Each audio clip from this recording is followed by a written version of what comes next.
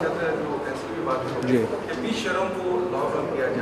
پہلی بات تو یہ ہے کہ جو نوٹیفیکیشن واٹس ایپ گروپس پہ چل رہا ہے وہ جعلی ہے، اور ہمارے ہاں جو فیک نیوز بسٹر ہے اس نے اس کی تردید بھی جاری کر دی ہے۔ لاک ڈاؤن کی دیکھیے اس وقت لاہور میں تقریباً جو شرح ہے آج وہ 22.3% پر پہنچ گئی۔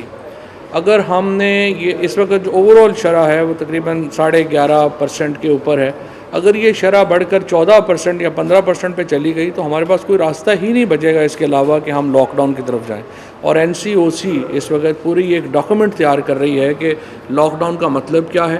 اگر ہم نے کن سپلائز کو بحال رکھنا ہے، کیسے رکھنا ہے، اور یہ ایک پورا آپریشنل پلان جو ہے وہ تیار ہو رہا ہے۔ اسی لیے دعا یہ ہے کہ ہم بچ جائیں لاک ڈاؤن سے، لیکن اگر یہ کیسز بڑھے تو ہمارے پاس اور چارہ نہیں ہوگا۔ عربیہ جس طرح بھی گورنر صاحب نے آپ کو بتایا، ہمارے بہت قریبی تعلقات ہیں سعودی عربیہ سے، اور پہلے سال میں ہم نے جو سعودی عربیہ پھر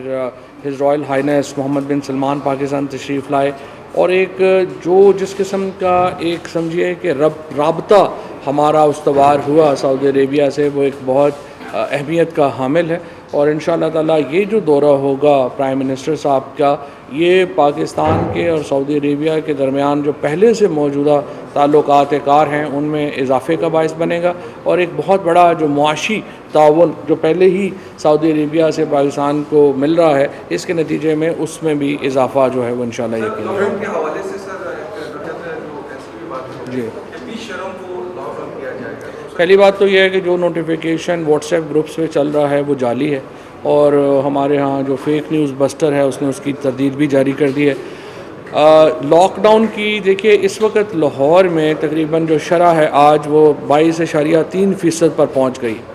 اگر ہم نے یہ اس وقت جو اوور آل شرح ہے وہ تقریباً 11.5% کے اوپر ہے، اگر یہ شرح بڑھ کر 14% یا 15% پہ چلی گئی تو ہمارے پاس کوئی راستہ ہی نہیں بچے گا اس کے علاوہ کہ ہم لاک ڈاؤن کی طرف جائیں۔ اور NCOC اس وقت پوری ایک ڈاکومنٹ تیار کر رہی ہے کہ لاک ڈاؤن کا مطلب کیا ہے،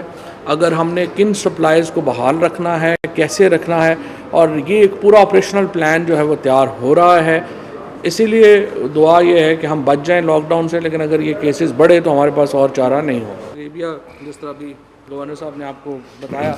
ہمارے بہت قریبی تعلقات ہیں سعودی عربیہ سے، اور پہلے سال میں ہم نے جو سعودی عربیہ پھر ہز رائل ہائنس محمد بن سلمان پاکستان تشریف لائے، اور ایک جو جس قسم کا ایک سمجھیے کہ رابطہ ہمارا استوار ہوا سعودی عربیہ سے، وہ ایک بہت اہمیت کا حامل ہے۔ اور انشاءاللہ تعالیٰ یہ جو دورہ ہوگا پرائم منسٹر صاحب کا، یہ پاکستان کے اور سعودی عربیہ کے درمیان جو پہلے سے موجودہ تعلقات کار ہیں ان میں اضافے کا باعث بنے گا، اور ایک بہت بڑا جو معاشی تعاون جو پہلے ہی سعودی عربیہ سے پاکستان کو مل رہا ہے، اس کے نتیجے میں اس میں بھی اضافہ جو ہے وہ انشاءاللہ یقینی ہے۔